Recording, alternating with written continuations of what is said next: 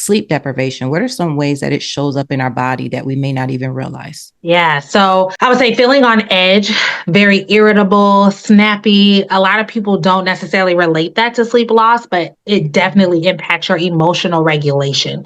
So if you find that, I speak to moms a lot now because I'm a mom, a relatively new mom, and obviously there's some degree of sleep deprivation that inherently comes with that, but then you can still get sleep as a mom. But I find that when I'm working with them, they're like, I'm just so snappy with my kids. And I hate that because I don't want to be this person to them, but I'm so on edge all the time. I'm so irritable. A lot of that shows up as a result of sleep deficiency. Brain fog is another huge one that people don't realize occurs as a result of insufficient sleep. Like you're trying to think through something, like, I just can't, like my mind, I'm constantly having to redirect my attention and get back on track and get focused. And I feel like I have these momentary lapses. That happens as a result of sleep deficiency.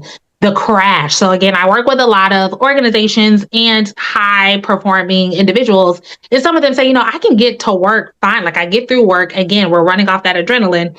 But as soon as I get home, I cry. Like I am out of it. Like I have no energy to do anything else. And that's because your body was on this high for so long, literally functioning off the last bits of energy you had. And then you have no energy to do anything else. And they may feel like, well, because I can make it through work, I must be fine, but you're not, because life is not just work, right? It's all these other things outside of that. And so when you have this crash after this high, that's a result of insufficient sleep. Again, weight gain, obesity, a lot of people do not connect it with that. But again, even if you're someone who says, oh, I push through, I go to the gym even if I'm tired. I'm waking up at 5 a.m. and going to the gym. You're eating more. You're eating foods that are worse for you. Your body is literally just burning less calories and building less muscle, because the building blocks of muscle and growth hormone are excreted overnight. So when you're not getting enough sleep, you hinder your body's ability to do that. So it really does show up in all of these little ways that people may not directly tie to their insufficient sleep. Oh, that's good. That right there, I know is going to help somebody, especially you mentioning brain fog and being irritable or snappy at their children. That's something, especially mom guilt. You see those conversations online a lot, but oftentimes we're talking about the symptoms and not the root. So this is really good that you're tying it back to sleep.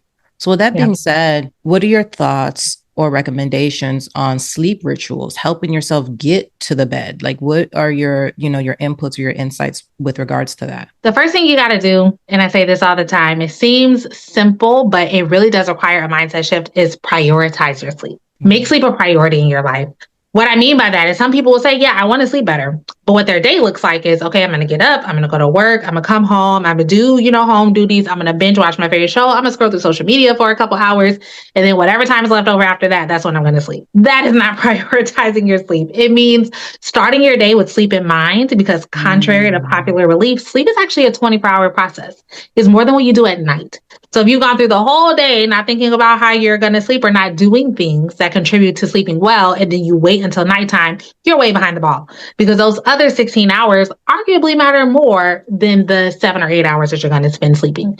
So you want to wake up, start your day with sleep in mind. That means waking up at the same time every single day, or at least within an hour from day to day, is actually the best habit you can have for sleep. Getting natural light exposure during the day, people don't understand that's very powerful for your sleep, because light is the strongest factor that influences your circadian rhythm in a way that tells you to be awake and alert. So light exposure is perfect.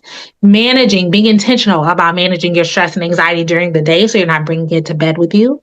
Having a bedtime routine. I cannot preach this enough. People often have it for their kids, not for themselves. A solid bedtime routine can be so helpful, a way that you're winding down at night. And then all the things you do when you're sleeping.